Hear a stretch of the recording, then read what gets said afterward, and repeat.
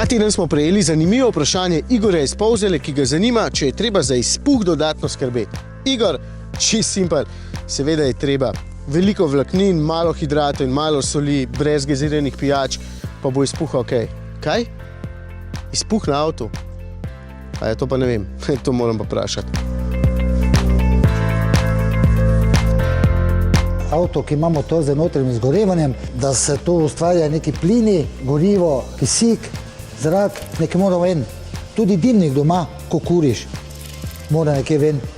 Tudi avtomobil mora ven in zato pač potrebujemo izpušni sistem. Menjava izpušnih sistemov, to ni interval, ne. Čisto po potrebi.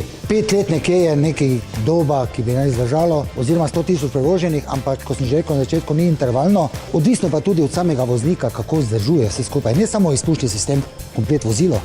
Vozilo treba vzdrževati, da tudi skozi auspuh, izpuh grejo plini, ki pač zadostujejo standardom. Uporabnik lahko sam skrbi za izpušni sistem, da pravilno uporablja goriva, da pravilno servisira avtomobil, sam ga sicer ne more, zato smo serviserji, ki to poskrbimo. Menjava izpušnega sistema je pa čisto različna. Cirka, gledajte tak, od 60, 70, 80 do 100 evrov.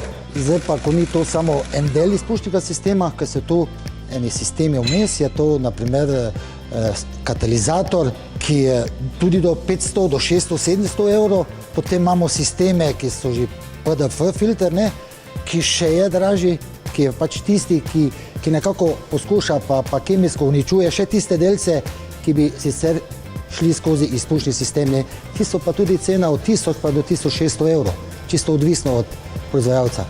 Na spletni strani Servis Max lahko vsak preveri in si naredi izračun, kje dobi, koliko stane in kako dolgo mora čakati na samo menjavo tega sistema. Igor, vse je jasno. Sem že prej povedal, da sol ni najboljša. Če ne bo razžirala izpušnega sistema, bo najbrž zdržal kar dolgo.